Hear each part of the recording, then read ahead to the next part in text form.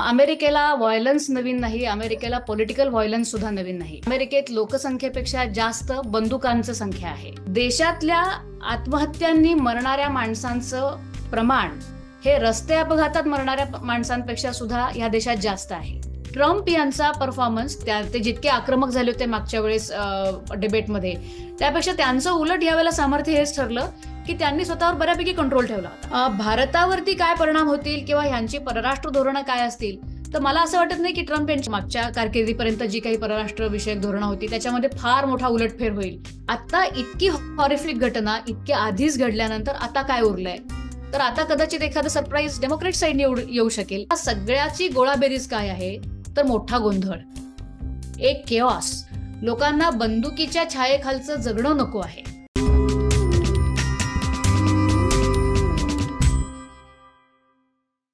नमस्कार, मी विनायक पाचलक आणि थिंक बँकच्या बिहाइंड द सीन्स मध्ये तुम्हा सगळ्यांचं पुन्हा एकदा मनापासून स्वागत. आपण या महिन्याभरात वेगवेगळ्या विषयांवरती चर्चा करतोय, पण ह्या सगळ्या चर्चा करत असतानाच अमेरिकेत एक मोठी घटना घडली. अमेरिकेचे माजी राष्ट्राध्यक्ष आणि आत्ताचे जे उमेदवार आहेत डोनाल्ड ट्रम्प यांच्यावरती हल्ल्याचा प्रयत्न झालाय. गोळी त्यांच्या कानाला साठून गेली आहे. त्याच्या आधी डिबेट झाली होती बायडन विरुद्ध ट्रम्प, आणि त्याच्यामध्ये ट्रम्प आघाडीवर आहेत असं सगळ्यांचं म्हणणं होतं. पुढचे 4 महिने अमेरिकेतल्या निवडणुकांची रणधुमाळी गाजणार आहे. भारतातली नुकतीच संपली आहे. या सगळ्याविषयी आपल्याला समजून घ्यायचं आहे, कारण अमेरिकेत काही घडलं की त्याचा परिणाम जगभरावर होतो, भारतावर होतो. आणि यासाठी आपल्या बरोबर आहेत मुक्त पत्रकार कौमुदी वाळिंबे मॅडम. मॅडम, स्वागत आहे तुमचं थिंक बँक वरती. नमस्कार विनायक, हॅपी टू. आणि त्या गेली 15 वर्ष अमेरिकेत आहेत. ओबामांपासूनची कॅम्पेन्स त्यांनी कव्हर केलेली आहेत. गेल्या इलेक्शनच्या वेळी त्यांनी एबीपी माझासाठी अमेरिकेतून रिपोर्टिंग केलं होतं. त्या वेगवेगळ्या मासिकांमध्ये, दिवाळी अंकांमध्ये, वर्तमानपत्रामध्ये लिहित असतात. त्यामुळे सगळं काय घडतंय, याच्या बिहाइंड द सीन काय आहे, हे सगळं त्यांच्याकडून समजून घ्यायचंय. मॅडम, पहिला प्रश्न हाच आहे की अमेरिकेसारख्या देशामध्ये राष्ट्राध्यक्षांवरती हल्ला होतो, अशी घटना नवी नाही, पण 21व्या शतकामध्ये अशी घटना होणं की जे माजी राष्ट्राध्यक्ष आहेत आता कॅम्पेन करतायत आणि अगदी बाल बाल बचावणे ज्याला म्हणतो अशी परिस्थिती घडली आहे. तर इतक्या टोकाला का गेलंय, काय नक्की घडतंय आणि काय याचा अर्थ लावायचा? दोन्ही बाजूंनी आरोप प्रत्यारोप होणार ही तर आत्ताची वस्तुस्थिती, आणि तसं ते होतच आहे. अमेरिकेला व्हायलन्स नवीन नाही, अमेरिकेला पॉलिटिकल व्हायलन्स सुद्धा नवीन नाही. जगभरातल्या आणि अगदी भारतातल्या सुद्धा लोकांपर्यंत ही माहिती आजपर्यंत अगदी आरामात पोहोचलेली आहे की अमेरिकेत लोकसंख्येपेक्षा जास्त बंदुकांची संख्या आहे. म्हणजे माणसं भरपूर बंदुका बाळगून असतात, घटनादत्त अधिकार आहे त्यांचा तो. आणि बराच मोठा एक वर्ग असा आहे की आपला घटनादत्त अधिकार न सोडण्यासाठी ते कमालीचे आग्रही असतात. बंदुका वापरण्याची थ्रेट्स ही काही आजची गोष्ट नाही. ह्या शतकात सुद्धा बंदुका कशा वापरल्या जात आहेत, तर तेही नवीन गोष्ट नाही. राष्ट्राध्यक्ष पातळीवरच्या माणसावरती बंदूक उगारला जाण्याचा हा ह्या शतकातला पहिलाच प्रसंग जरी असला तरी गॅबी गिफर्ड्स या काँग्रेसमन किंवा स्टीव्ह स्कॅलिस या रिपब्लिकन साईडचे काँग्रेसमन यांच्यावरती गेल्या दशकभरामध्ये हल्ले झालेत, ते सुद्धा असेच बाल बाल बचावलेत. त्यांच्यापेक्षा सुद्धा खरं म्हणजे जास्त निसटती सुटका ट्रम्प यांचीच या हल्ल्यामधनं झाली असं म्हणायला पाहिजे. याचं कारण असं आहे की दोन्ही बाजूंनी जे तापतं वातावरण आहे एकमेकांवरती हल्ले करण्याचं, आणि शाब्दिक हल्लेच नव्हे तर प्रसंग पडला तर हातात शस्त्र घेऊन हल्ला करण्याची भाषा दोन्ही साईडच्या नेत्यांकडनं होत राहते. डेमोक्रॅटिक साईड असा आरोप करते की ही जास्त करून भाषा रिपब्लिकन पक्षाचे नेते करत असतात. स्वतः ट्रम्प यांनी मागच्या वेळच्या डिबेट्समध्ये तुम्हाला आठवत असेल तर की जो बायडन यांच्याबरोबर जो डिबेट झाला होता त्याच्यामध्ये त्यांना अशा बंदूकधारी लोकांच्या एका ग्रुपकडनं त्यांनी हल्ला करावा का अशा तऱ्हेचे विधान काही काळ आधी ट्रम्प यांनी केलं होतं. तर त्यांना कोंडीत पकडलं जेव्हा गेलं तेव्हा त्यांनी त्या ग्रुपला, प्राऊड बॉयज नावाच्या ग्रुपला, स्टँड बॅक आणि स्टँड बाय अशा तऱ्हेचं वाक्य उच्चारलं होतं. खूप गदारोळ झाला होता. त्यामुळे एका तऱ्हेने हल्ला झाल्यावरती सर्वपक्षीय निषेध जरी झाला, सामान्य माणसांच्या मनामध्ये भीती निर्माण झाली आणि त्यातूनही निषेधाचे सूर उमटले, तरी सुद्धा हा हल्ला झाला याचं फार कुणाला आश्चर्य वाटलं नाही की असं होऊच कसं शकतं. सिक्रेट सर्व्हिसचे जे लॅब्स असतील म्हणजे सुरक्षा यंत्रणांचे, त्याच्याबद्दल चर्चा होईल, त्याच्याबद्दलचं इन्व्हेस्टिगेशन होईल, त्याची आग्रही मागणी सगळ्या बाजूनी आहे. पण हल्लेखोर कुठल्याही टप्प्यावरती असेल ह्याचं काही कुणाला आश्चर्य आज वाटत नाही. भारतातल्या कित्येक लोकांना माहिती असेल की अगदी छोट्या छोट्या ठिकाणी सुद्धा जाताना गर्दीचा प्रसंग असेल तर माणसं बिचकून असतात. साधे शाळा असेल, कॉलेज असेल, युनिव्हर्सिटी असेल किंवा सिनेमागृह असेल, साधी मोठी मोठी स्टोअर किराणा मालाची असतील, कुठेही शूटर्स येऊ शकतात. आपल्या माथेफिरूपणातनं किंवा कुठल्या तरी रागातनं बंदूक वापरू शकतात. हा प्रसंग काही नवीन नाही.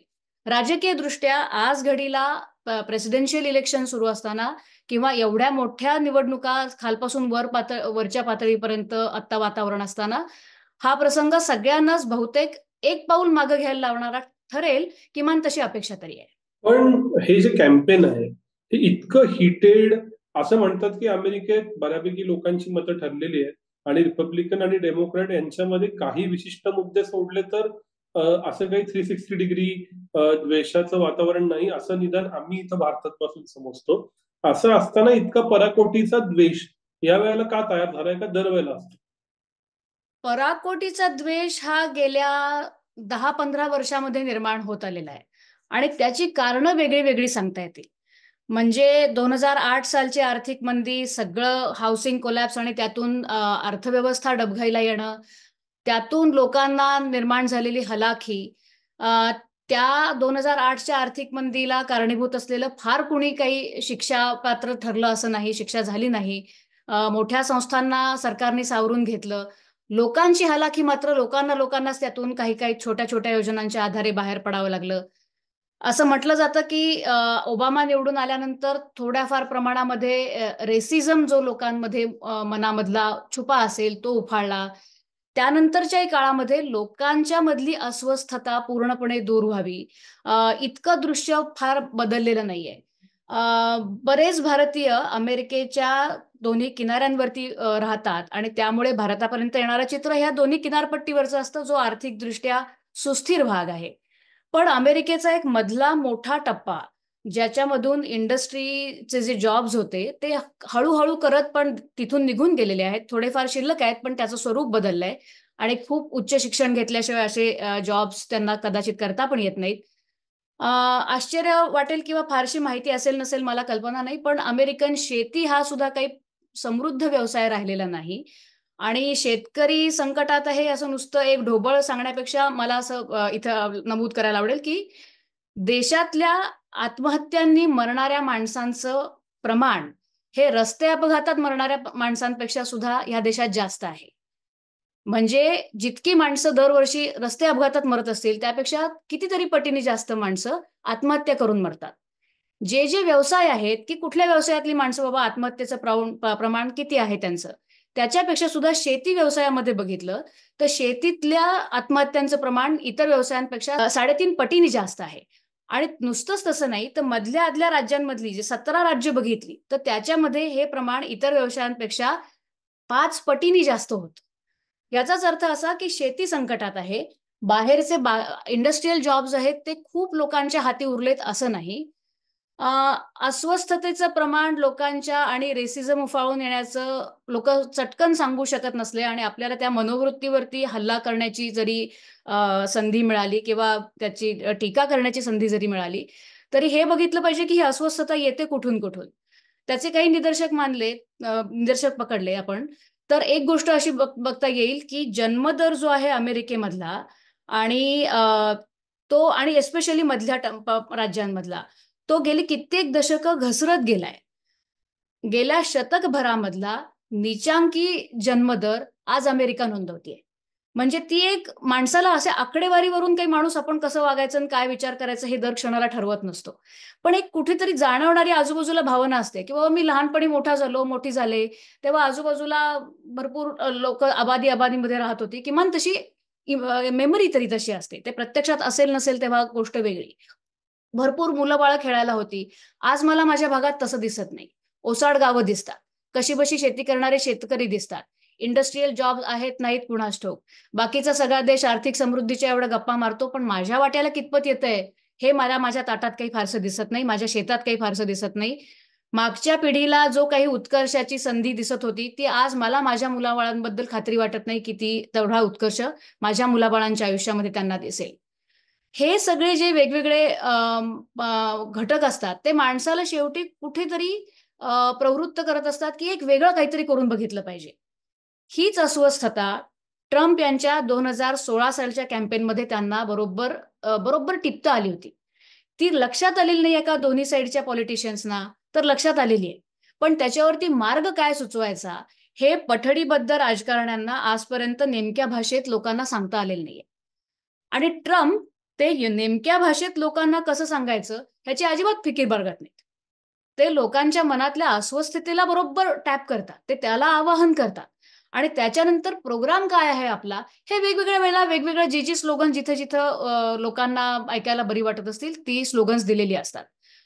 आज घडीला सुद्धा आत्ता 2024च्या कॅम्पेनमध्ये ट्रम्प यांचा पार्टी प्लॅटफॉर्म म्हणजे काय त्यांचा आपल्याकडे जाहीरनामा आपण जसं म्हणतो, तो जर आपण एखाद्याने काढून बघितला, तर सुसूत्रपणे बाबा हा कार्यक्रम आहे, त्यातून अमुक-अमुक गोष्टी साधल्या जातील 4 वर्षामध्ये, याची खात्रीपूर्वक कुणाला तरी सांगता येईल असं नाही.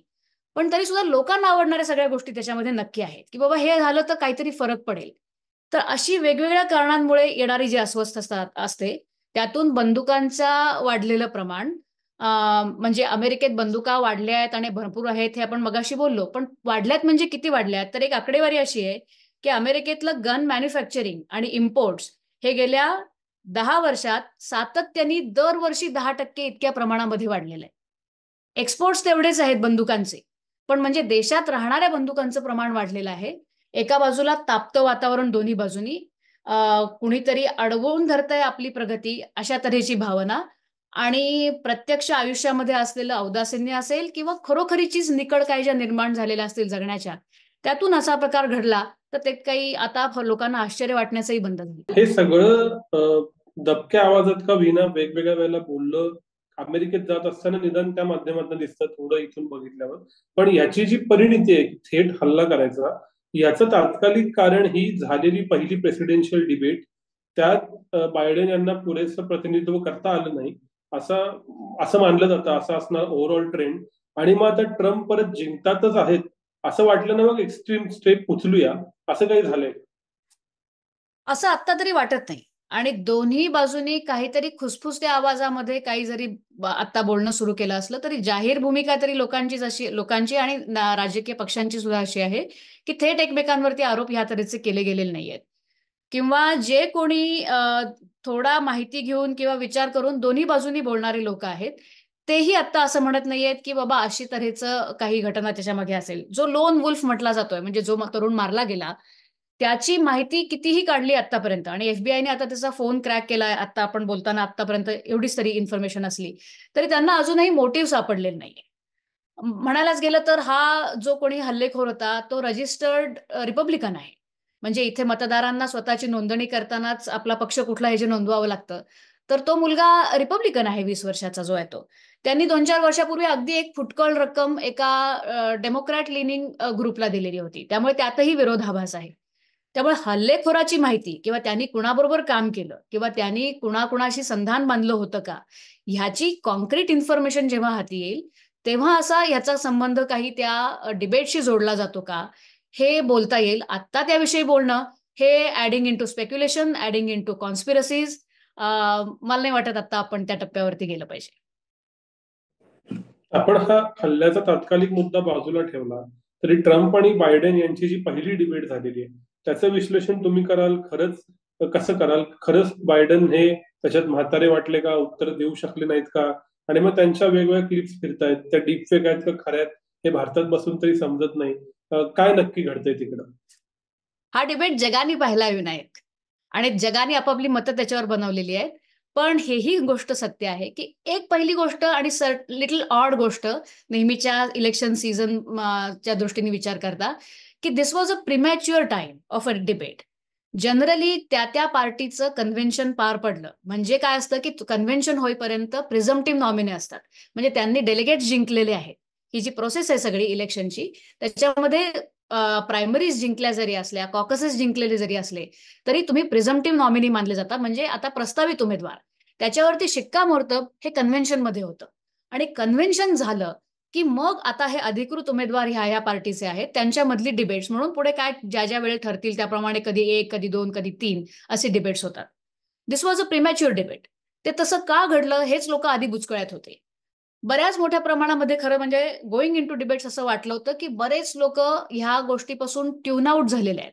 त्यांना गेल्या इतक्या वर्षांमधला जो गदारोळ आहे हा राजकीय आणि आक्रमक भाषा किंवा चढाईची भाषा ह्यांनी आता नको झालाय. हा कुठलाही पॉलिटिकल डायलॉगच नको झालाय. हे सर्वसामान्य माणसाची वस्तुस्थिती अशा प्रमाणात होती, मोठ्या प्रमाणात. पण तरी डिबेट पाहायला गेला मोठ्या प्रमाणात आणि मोठ्या संख्येने, हेही नाकारता येणार नाही. आणि ट्रम्प यांचा परफॉर्मन्स तो नेहमीपेक्षा मॉडरेटेड रिस्पॉन्सेस म्हणजे ते जितके आक्रमक झाले होते मागच्या वेळेस डिबेटमध्ये, त्यापेक्षा त्यांचं उलट यावेळेला सामर्थ्य हेच ठरलं की त्यांनी स्वतःवर बऱ्यापैकी कंट्रोल ठेवला होता. आणि दुसऱ्याचा वेळ घेऊन त्याच्यामध्ये आपण कुरघोडी करायची, बडबडत राहण्याची ही त्यांनी केली नाही. आणि बायडन हे ह्याच्यामध्ये वृद्ध दिसले. त्यांना स्वतःची वाक्य नीट फोर्सफुली पूर्ण करता आली नाहीत. हेही लोकांनी पाहिलं. ह्यामधून रिपब्लिकन वोटर्सवरती फार काही परिणाम होत नाही. कारण त्यांनी मत आधीच ठरवलेलं आहे बायडन यांच्याबद्दल, की हे आता म्हातारपणाने जो मनुष्य वेडसर होत जातो किंवा ज्याचा आपल्या बुद्धीवरचा कंट्रोल कमी होत जातो, त्या टप्प्याला गेलेला हा माणूस आहे, हे या त्यांच्या मतावर ह्यांनी शिक्कामोर्तब झालं. अपेक्षाभंग जास्त कोणाचा झाला? तर डेमोक्रॅट मतदारांचा झाला. डेमोक्रॅट साइडला जे देणगी देतात, त्या मोठ्या-मोठ्या देणगीदारांचा झाला. आणि ती बाजू, आपल्या स्वतःची बाजू, आता बायडन यांना गेले इतके दिवस झालीये, खूप जोरात फाईट करावं लागतंय. प्रत्येक टप्प्यावरती आपला फिटनेस सिद्ध करावा लागतोय. मोठ्या प्रमाणात मागणी आता खरं म्हणजे डेमोक्रॅट मतदारांकडून आणि डेमोक्रॅट पार्टीला डोनेट करणाऱ्या लोकांकडून यायला लागले, की त्यांनी आता सन्मानाने निवृत्त व्हावं. म्हणून बायडन होतीलच असं आजपर्यंत एकही चिन्ह नाहीये. माझं साधारणपणे दोन्ही साइडच्या लोकांशी बोलणं झालं, की जे निगडीत आहेत बाबा डेमोक्रॅट साइडला देणगी देतात किंवा अशा लोकांशी निगडीत आहेत, की जे रिपब्लिकन साइडनी काम करतात, अशा देणगीदारांमध्ये सुद्धा काम करतात. तर रिपब्लिकन साइडला फार काही फरक पडलेला नाहीये. डेमोक्रॅट साइडला मात्र फार जोरात धक्का बसलेला आहे. त्यांची अपेक्षा बहुतेक अशी होती, की स्टेट ऑफ द युनियन जेव्हा झालं, तेव्हा सुद्धा रिपब्लिकन साइडनी असाच मोठा गदारोळ झाला होता, की असा एक म्हातारा माणूस येऊन काहीतरी बडबड करून जाणार आहे संसदेमध्ये. प्रत्यक्षात काय झालं, तर बायडन यांचा परफॉर्मन्स त्या दिवशी फारच चांगला राहिला. आणि त्यामुळे डेमोक्रॅट साइडच्या आशा खूप उंचावल्या होत्या.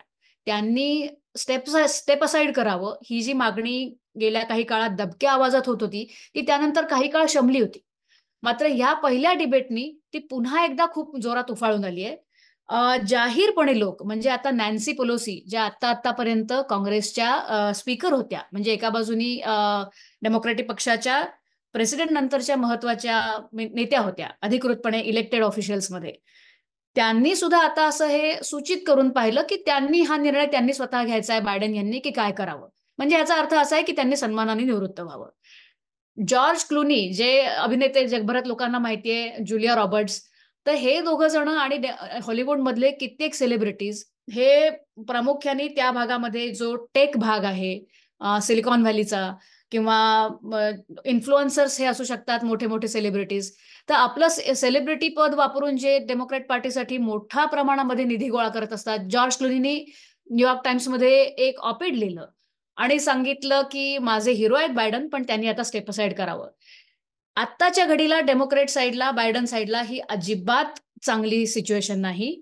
डेमोक्रॅट साइड ही हताश दिसतीये, की बायडन यांनी लवकरात लवकर बाजूला व्हावं आणि दुसऱ्या कोणाला तरी संधी उपलब्ध करून द्यावी. कारण 3 महिने जेमतेम 3.25 महिने आता इलेक्शनला उरलेत.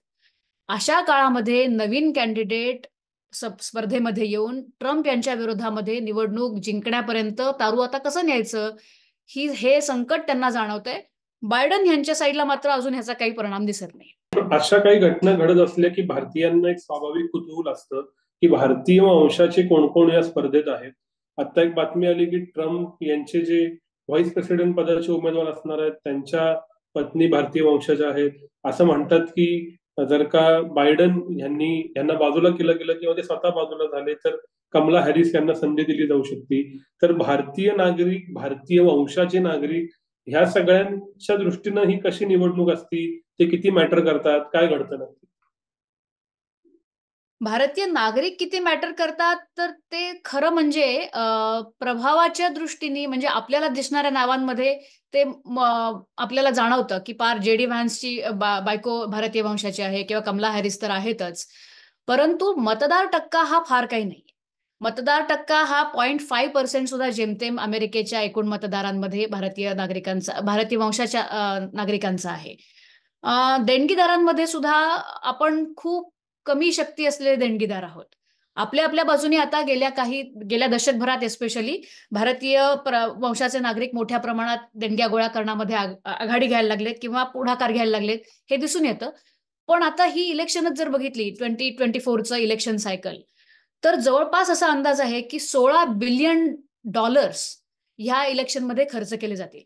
त्याच्यामध्ये काही मिलियन जर भारतीय नागरिकांनी जरी उभे केलेले असले असं आपण म्हटलं, तरी ते प्रमाण अक्षरशः 1% सुद्धा होत नाही.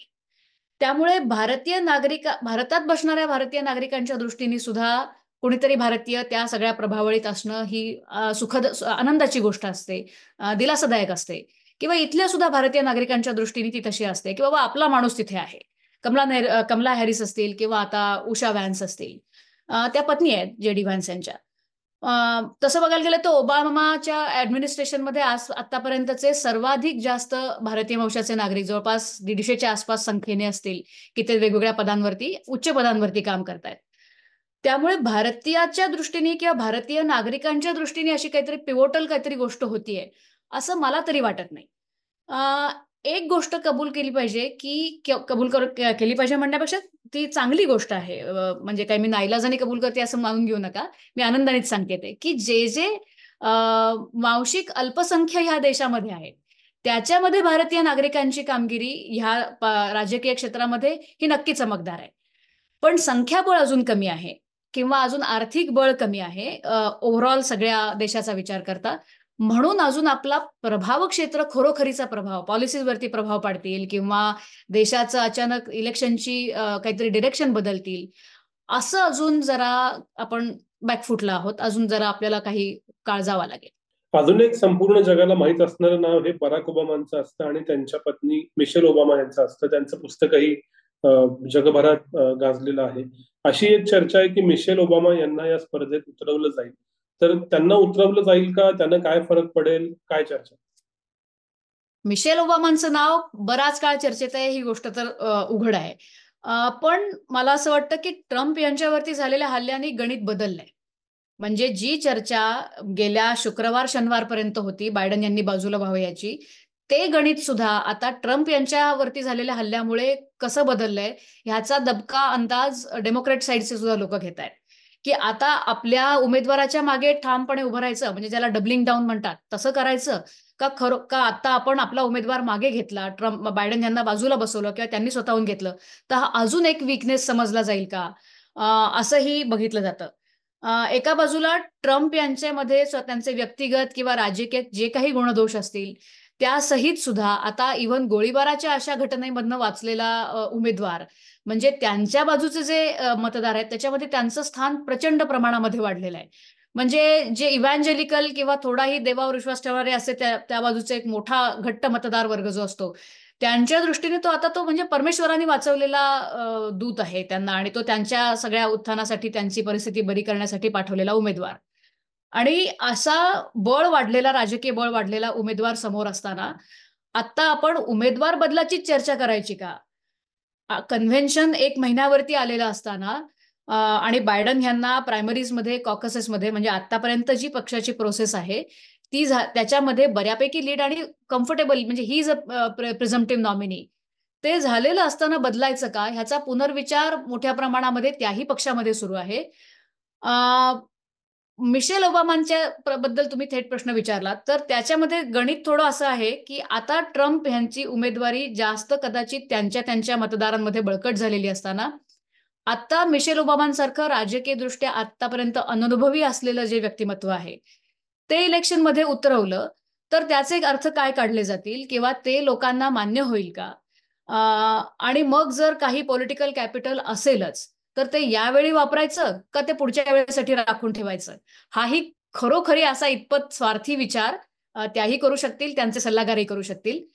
आज घडीला अजूनही त्याच्यापेक्षा कमला हॅरिस यांचं नाव तर आघाडीवरती लोक चर्चा करतातच, पण त्याच्याबरोबर मिशिगनच्या ज्या गव्हर्नर आहेत, ग्रेचन, त्यांच्याबद्दल, विटमर, त्यांच्याबद्दल लोक जास्त चर्चा करतात की जो पट्टा डेमोक्रॅट लोकांनी जिंकण्याची अत्यंतिक आवश्यकता आहे, मिशिगन असेल, विस्कॉन्सिन असेल, पेन्सिल्व्हेनिया असेल, त्याच्यामध्ये लोकांना आवडणारं नाव किंवा त्याच्यामध्ये चांगली राजकीय कारकीर्द असलेलं नाव हे तिकीटवरती जर असेल, तर ते कसं घडवायचं, अशा वेगवेगळ्या पॉलिटिकल गणितांमध्ये आता डेमोक्रेटिक पार्टीमधले धुरीण किंवा त्यांचे नेते मंडळी सापडलेत असं म्हणायला पाहिजे.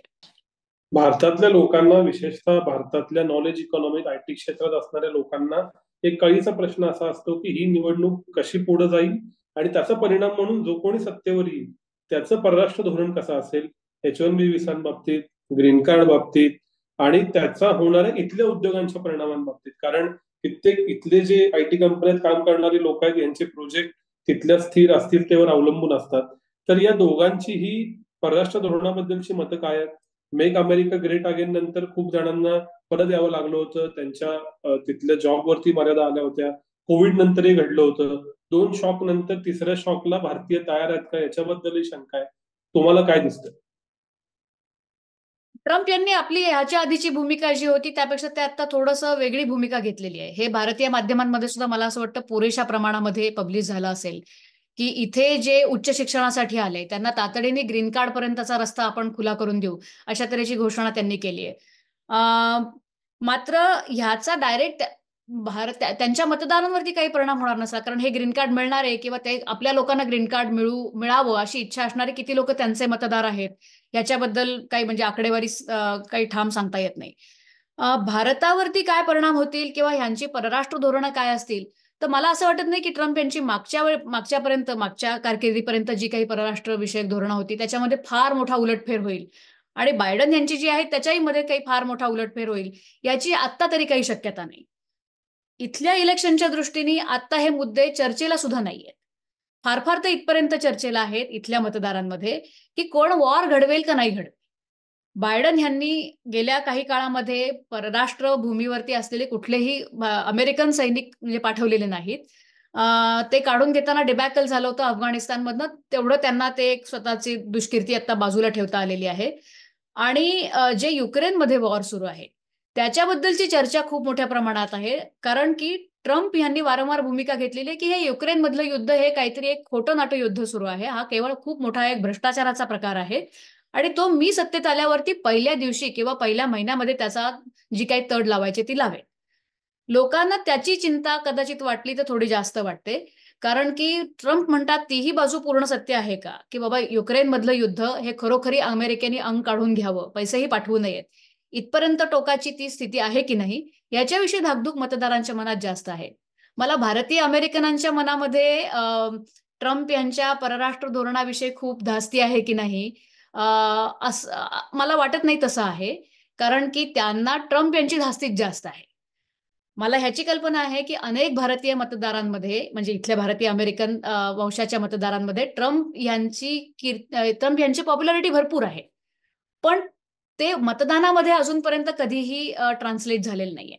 मागच्या वेळचं सुद्धा जर आपण उदाहरण बघितलं तर 75% भारतीय अमेरिकन लोकांनी मतदारांनी मतदान जे केलं होतं ते डेमोक्रॅटिक पक्षाला केलं होतं.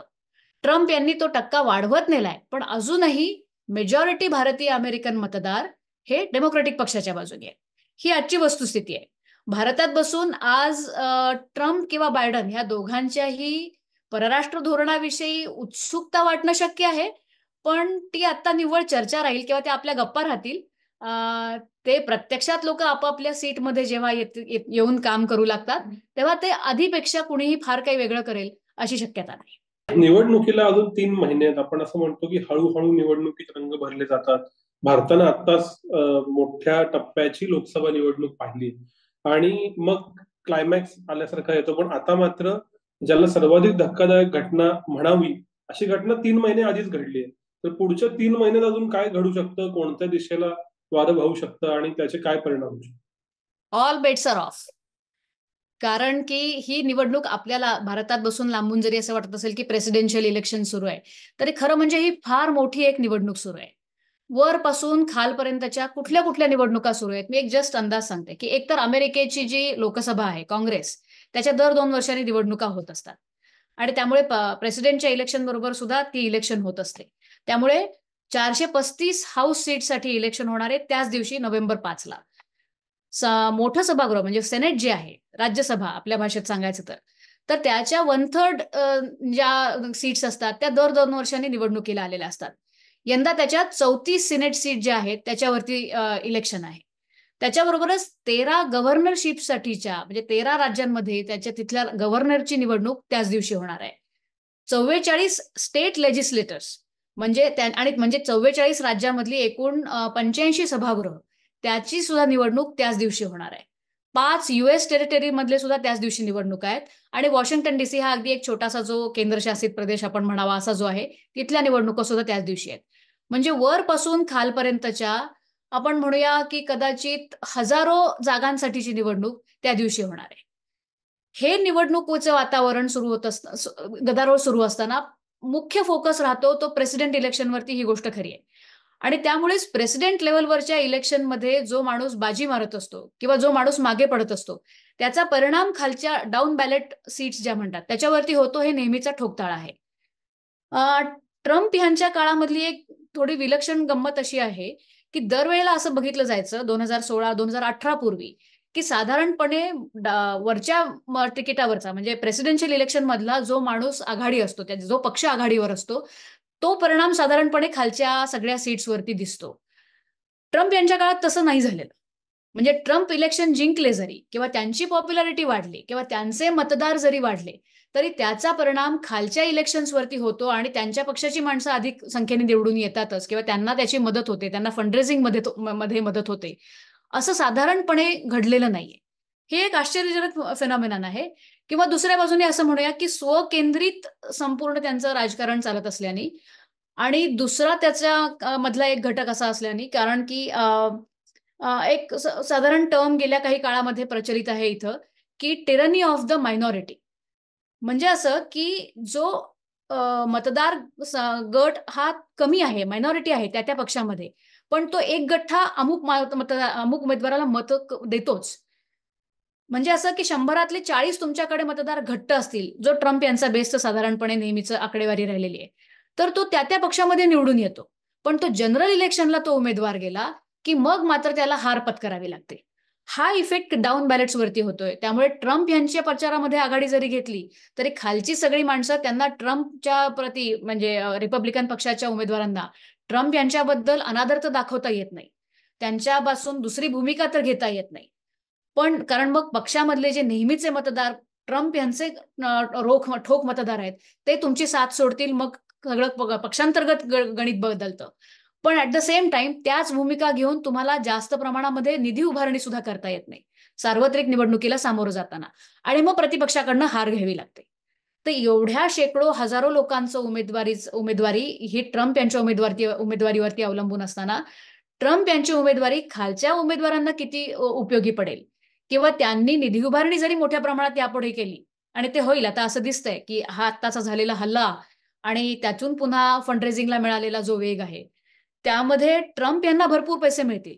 पण आता जी त्यांचा पक्षाचं हाताळणी करणारी मुख्य कमिटी आहे RNC, रिपब्लिकन नॅशनल कमिटी, त्याच्यामध्ये त्यांच्या सुनवाईच बसतात आणि त्यांनी तर स्वच्छपणे सांगितलं होतं की प्रत्येक पैसा हा ट्रम्प कॅम्पेनला गेला पाहिजे. म्हणजे खालच्या लोकांना आपापल्या इलेक्शनसाठी किती पैसा मिळणार आहे ह्याचीही आता काही उघड माहिती नाही. ह्या सिच्युएशनमध्ये तुम्ही म्हणलात ती गोष्ट खरी आहे की आता 3 महिन्यापूर्वीच मोठी घटना घडून गेल्यावर आता पुढे काय होईल. पण हा सगळाच एक अनयुज्युअल इलेक्शन सीझन आहे.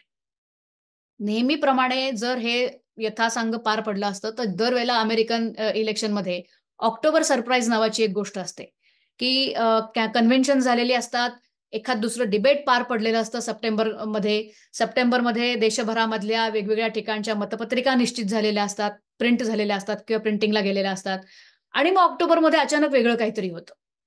हिलरी क्लिंटन कॅम्पेनच्या वेळी असं झालं होतं की FBI हिलरी क्लिंटन बद्दलचं एक नवीन इन्व्हेस्टिगेशन सुरू केलं असं पत्रकार परिषद घेऊन सांगितलं. ट्रम्प म्हणजे 2020 सालची जी निवडणूक झाली त्यावेळेला थोडंसं अलीकडे म्हणजे सप्टेंबरच्या शेवटालाच ट्रम्प यांना स्वतःला कोविड झाला. आता इतकी हॉरिफिक घटना इतक्या आधीच घडल्यानंतर आता काय उरलंय, तर आता कदाचित एखादं सरप्राईज डेमोक्रेट साईडने येऊ शकेल असं लोक अपेक्षित धरतील. आणि आता ट्रम्प यांची पॉप्युलॅरिटी शिगेला पोहोचलीये किंवा पोहोचतीये. आता त्यांना इतरही अनेक लोकांकडून पाठिंबा मिळेल. कदाचित त्यांनी आता सुरू असलेल्या स्वतःच्या कन्व्हेन्शनमध्ये एकदम समजुतीचा लोकांना एकत्र आणणारा असं काहीतरी भाषण केलं पुढच्या 2 दिवसात, तर पुन्हा अजून काहीतरी लोक बरेच जवळ येतील. अशी शक्यता सगळ्या जरी व्यक्त केल्या तरी 3 महिने is a very long time. आणि हे भावना दोन्ही बाजूचे स्टॉन्च सपोर्टर्स सुद्धा बोलून दाखवत आहेत, की आत्ता वरचढ पारडं दिसलं ट्रम्प यांचं, तरी सुद्धा 3 महिन्यात काय होईल हे कोणी सांगू शकत नाही. कुणाकडेही क्रिस्टल बॉल नाहीये. आणि पण येईल त्या गोष्टीमध्ये काय म्हणायचं त्याला तोंड देण्यासाठी काय स्ट्रॅटेजाइज केलं पाहिजे याचा अंदाज नसताना सुद्धा फंड जोरात सुरू आहे. आणि त्यामुळे ह्यावेळची निवडणूक सर्वाधिक खर्चिक निवडणूक आतापर्यंतची होणार एवढंच फक्त सांगता येतं. शेवटचा प्रश्न, यावेळी भारतानं सुद्धा आपली लोकसभा निवडणूक पाहिली. असं म्हणतात की सर्वात जुनी लोकशाही आणि सर्वात मोठी लोकशाही. त्यामुळे एक व्यक्ती, आम्ही भारतातल्या निवडणुकांवरच्या 2 महिन्यात जवळपास 60 मुलाखती केल्या. तर भारतातली निवडणूक आणि अमेरिकेतली निवडणूक यांची तुलना करावीशी वाटणं स्वाभाविक आहे. इथं खूप चर्चा होतात की प्रचाराची पातळी घसरली, खूप पैसे खर्च झाले. पण आता तुम्ही जे आकडे सांगताय आणि ज्या घटना सांगताय त्या कदाचित भारताहून जास्त डेंजरस वाटतात. 1 लाख कोटी रुपयाच्या आसपास भारतीय रुपयांमध्ये तुम्ही खर्च सांगितला, गोळीबार झाला. तर तुम्ही दोन्हीकडच्या निवडणुका बघितलेल्या आहेत, तिकडेही पत्रकार म्हणून काम करता, इकडेही केलेलं आहे. तुमचे ऑब्झर्वेशन भारतातली निवडणूक आणि अमेरिकेतली निवडणूक तटस्थपणे काय चांगलं आहे, काय वाईट आहे, काय आहे? पहिला मुद्दा म्हणजे ऑरेंजेस टू ऍपल्स असे कंपॅरिझन करू नये. आपल्याला ही मोठी लोकशाही, ही जुनी लोकशाही हे म्हणायला बरोबर आहे, पण देशकालस्थिती ही दोन्ही देशातली खूप वेगळी आहे. निवडणूक सिस्टीम वेगळी आहे. अगदी सिंपल म्हणायला गेलं तर भारतामध्ये एक केंद्रीय निवडणूक आयोग आहे. राज्य पातळीवरती एक यंत्रणा असते. पण त्याचा परिणाम काय असतो, की सातारा जिल्ह्यात, कोल्हापूर जिल्ह्यात निवडणूक जशी होते, तशीच पटण्याच्या आसपास होते. तशीच हिमाचल प्रदेशामध्ये होते, तशीच तामिळनाडूमध्ये होते. अमेरिकेमध्ये एक केंद्रीय निवडणूक आयोग आहे. पण त्याचं काम फक्त निवडणूक फायनान्स जो आहे, त्याच्यावरती कंट्रोल ठेवणं किंवा त्याच्याबद्दलचे जे सगळे काही हिशोब आहेत, तो लॉ मधल्या तरतुदी आहेत, त्या पाळल्या जातायत की नाही, हे बघणं आहे. निवडणूक कशी हँडल करावी, निवडणुकीचे नियम काय असावेत, हे जे ते राज्यामध्ये ठरवलं जातं. 50 वेगळी-वेगळी राज्य आहेत. आणि त्याच्यामुळे होतं असं, की अमुक एका राज्यामध्ये काय नियमाने निवडणूक चालते आणि तमुक एका राज्यामध्ये काय निवडणूक चालते. हे केवळ तुम्ही त्या निवडणूक यंत्रणेमध्ये बुडलेले कायदेशीर तज्ञ असाल तरच कळू शकतं किंवा त्या राज्यामध्ये काम करणाऱ्या पॉलिटिकल ऑपरेटिव्हजला कळू शकतं. एक ढोबळ अंदाज पेन्सिल्व्हेनियाबद्दलचा सांगितला तर तोच टेक्सासमध्ये खरा असेल असं अजिबात नाही. त्यामुळे मुळात मुद्दा क्रमांक 1 असा, की निवडणूक यंत्रणा कशी राबवायची किंवा निवडणुकीचे नियम काय हे फार बदलतं. भारतामधली आणि अमेरिकेतली दुसरी महत्वाचा बदल एक असा, की आपल्याकडे जो माणूस सर्वाधिक मतं घेतो, तो माणूस जिंकून येतो. सारं सरळ तत्व लोकांना कळतं, की बाबा 100 माणसांनी मतदान केलं, एकाला 41 मिळाली, बाकीच्या उमेदवारांमध्ये बाकीची मतं वाटली गेली, 41 मतं मिळालेला माणूस निवडून आला, सर्वाधिक मतं मिळवणारा उमेदवार. अमेरिकेमध्ये लोकांना हे नक्की माहितीये, की इलेक्टोरल कॉलेज सिस्टीम आहे. किमान प्रेसिडेन्शियल इलेक्शन्समध्ये. पॉप्युलर व्होट काहीतरी वेगळं असू शकतं. पण इलेक्टोरल कॉलेजमध्ये ट्रान्सलेट होऊन 270 पर्यंत जर जाता आलं, तर प्रेसिडेंटची निवडणूक जिंकता येते. ह्याच्यामुळे गोंधळ होतो. म्हणजे हिलरी क्लिंटन यांना पॉप्युलर व्होट जास्त मिळाली होती किंवा त्याच्याही आधी पूर्वी 2000 साली सुद्धा बुश यांच्या निवडणुकीत सुद्धा हा प्रकार घडला होता. त्यामुळे भारतामध्ये बसून ही सिस्टीम कळणं हे एक पहिलं चॅलेंज. मला तर असं अनेक वेळा लक्षात येतं, की अमेरिकेतल्या मतदारांना सुद्धा पुरेसा उलगडा होत नाही, की हे सगळा गोंधळ काय चाललाय. भाषा आणि खर्च ह्या पातळीवरती जर आपण फक्त बघायला गेलं, की भाषा कुठली वापरली जाते, तर अमेरिकेमध्ये अशा तऱ्हेची भाषा वापरलं जाणं हे अजिबात नवीन नाही. म्हणजे लोकांनी सक्षम किंवा म्हणजे काय म्हणतात त्याला स्ट्रॉंग पोझिशनमध्ये असताना चांगली भाषा वापरणं आणि नाहीतर आपल्या प्रतिस्पर्ध्याला खाली आणण्यासाठी कुजबूज यंत्रणा राबवून किंवा सरळ-सरळ सुपर पॅक्सचा वापर करून मोठ्या प्रमाणामध्ये काय चारित्र्य हनन करणं किंवा खालच्या पातळीवरची भाषा वापरून लोकांना खाली खेचण्याचा उद्योग करणं, ह्याच्यात काहीही नवीन नाही. नवीन काय आहे की ट्रम्पनी ते 2016 साली कॅम्पेनमध्ये स्वतःहूनच वापरलं. एवढ्या मोठ्या पातळीवरच्या उमेदवारांनी ते भाषा वापरणं हे नवीन होतं. मतदारांचं म्हणणं पडलं की बाबा त्यांनी भाषा काय वापरली ते सोडून द्या. त्यांच्या पॉलिसीज काय आहेत, त्यांचा कार्यक्रम काय आहे, तो आपल्याला उपयोगी आहे की नाही हे बघा. आणि ह्याचं कारण I am tying back this to my earlier answer, की ह्याचं कारण फक्त एवढंच आहे की जे लोकांच्या आयुष्यामधली अस्वस्थता आहे, खदखद आहे आणि त्यातून बाहेर पडण्याचा ही कोंडी फोडून कुठेतरी नवीन मार्ग शोधण्याची जो प्रयत्न आहे, जो सापडलेला कुणालाच नाहीये निश्चितपणे. पण आपण किमान सापडवूया, आहे तर हातावर हात घेऊन बसून काही उपयोग नाही. ह्या भावनेमधनं भाषा खपवून घेतली जाते. ती याही पुढच्या काळामध्ये खपवून घेतली जाणार त्यात तात्कालिक आक्षेप आले तरी. इलेक्शनमधला खर्च जो आहे, तो नुसताच 1,00,000 कोटी नाही, तर आजच्या भारतीय रुपयांच्या म्हणजे डॉलर भारत काय विनिमयाचा जो दर आहे, त्यातून बघायला गेलं तर 1,30,000 कोटीच्या वरती हा खर्च जाईल. अ, तोही फंडरेजिंग केलं जातं आणि मग हा कुठून पैसा येतो ह्याच्याबद्दलचं लोकांना हिशोब दरवेळेला मिळतोच असं नाही. कारण त्याच्यामध्ये पुरेशी पारदर्शकता नाही. 2010 साली सुप्रीम कोर्टाने एक जो सिटिझन्स युनायटेड व्हर्सेस यूएस असा जो निर्णय दिला होता, त्याच्यामधून corporations, non profit organisations, trade unions ह्यांना मुक्त हस्तानी इलेक्शनमध्ये आपापलं इंटरेस्ट साधून घेण्यासाठी पैसे ओतण्याची मुभा मिळाली आणि त्यामुळे फक्त पॉलिटिकल उमेदवार आपापल्या कॅम्पेन कमिटीद्वारे उभारला जाणारा जो निधी आहे तेवढाच वापरतो असं नाही, तर पॅक्स म्हणून एक यंत्रणा असते, पॉलिटिकल ॲक्शन कमिटी किंवा त्याच्याहून जास्त गुप्त व्यवहार राहणारे सुपर पॅक्स नावाचे काही संस्था, ऑर्गनायझेशन्स उभ्या राहतात आणि ते लिटरली मशरूम म्हणजे काल उभं राहणारी संस्था असते ती अचानक लाखो डॉलर्स खर्च करू शकते. पैसा कुठून आलाय हे सर्वसामान्य जनतेलाही कळत नाही. आणि आपापलं मत आपण स्वतःच ठरवतो आहोत का फेसबुकवरून किंवा इतर कुठल्या माध्यमावरून टार्गेट केली जाणारी तुम्हाला अगदी पर्सनल तुमच्या इंटरेस्टचं बोलणारी कुठली तरी ऍड तुमच्यापर्यंत आली आहे त्यामुळे आपण ते मत व्यक्त करतो आहोत. हा लोकांना दरवेळेला पत्ता लागतोच असंही नाही. भारतातल्या आजच्या सिच्युएशन विषयी मला काही छातीठोकपणे सांगता येत नाही. मला पुरेशी माहिती आहे असं माझा दावा नाही. पण इथे तरी मी असं नक्की म्हणू शकते, की कॅम्पेन फायनान्समध्ये पुरेशी पारदर्शकता नाही. ती आणावी अशी भाषा सगळे लोकं वारंवार करतात. गेल्या 15 वर्षामध्ये सिच्युएशन खरं पूर्वीपेक्षा जास्त वाईट झालेली आहे. इलेक्शनमध्ये वापरली जाणारी भाषा जी आहे, ती आता दोन्ही बाजूनी टोन डाउन करावी, एस्पेशली वीकेंड नंतरच्या प्रकारानंतर. असे दोन्ही बाजूचे सर्वसामान्य माणसं अपेक्षा व्यक्त करतायत. ते होईलच ह्याची गॅरंटी नाही. त्यामुळे ह्या सगळ्याची गोळाबेरीज काय आहे? तर मोठा गोंधळ. एक केओस आणि ह्या केओसमधनं एका बाजूला लोकांना स्टॅबिलिटी हवी आहे. लोकांना हा रोजचा ड्रामा नको आहे. हे गेली 8 वर्ष लोकं वारंवार मत व्यक्त करतायत दोन्ही बाजूचे. लोकांना बंदुकीच्या छायेखालचं जगणं नको आहे. ते आज त्यांना साधं घराबाहेर कधीही पाऊल टाकताना सुद्धा जाणवतं, की आपण कधी बंदुकीच्या गोळीबाराला बळी पडू, सांगता येत नाही. काही-काही राज्यांमध्ये तर हे प्रमाण जास्तच आहे. म्हणजे अगदी जाता-जाता सांगायची एक छोटी गोष्ट सांगते, गमतीची वाटेल, की ट्रम्प यांच्यावरती गोळीबार झाला. त्यातनं ते बाल बचावले, सुरुवातीला तुम्ही उल्लेख केला तसा. पण जिथं त्यांचं आज अधिवेशन चाललंय, ते अधिवेशन स्थळ सोडलं, तर बाहेर जाऊन तुम्ही रस्त्यावरती बंदूक बाळगायचा तुम्हाला अधिकार आहे. आणि त्यामुळे आज मिल्वॉकी ह्या शहरामध्ये त्या शहरातून इतर आजूबाजूच्या काही राज्यामधून सुद्धा पोलीस फोर्स गेलाय.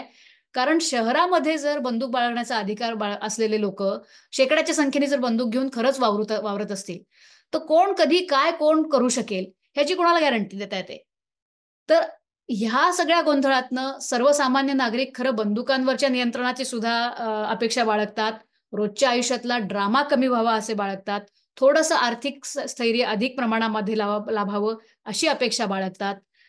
तरी पुढच्या 3 महिना आता हे लोकांना जे आलिया भोगासी म्हणून निवडणुकीला सामोरं जावं लागणार आहे. हे फारच इंटरेस्टिंग आहे. आपले जे भारतातले प्रेक्षक असतील ते स्वतःच भारतातली परिस्थिती आणि ही परिस्थिती यांची तुलना करून समजून घेतील. जे अमेरिकेतले प्रेक्षक असतील त्यांनाही लक्षात आलं असेल की काय घडतंय, कारण प्रत्येकालाच ही अपडेट असेल असं नाही. कौमुदीजी, तुम्ही वेळ दिलात आणि इतक्या सगळ्या गोष्टी आम्हाला सांगितल्यात त्याबद्दल खूप खूप आभार. पुढच्या 3 महिन्यात पुन्हा भेटायची संधी येईल, पण आधी इथंच थांबूया. धन्यवाद.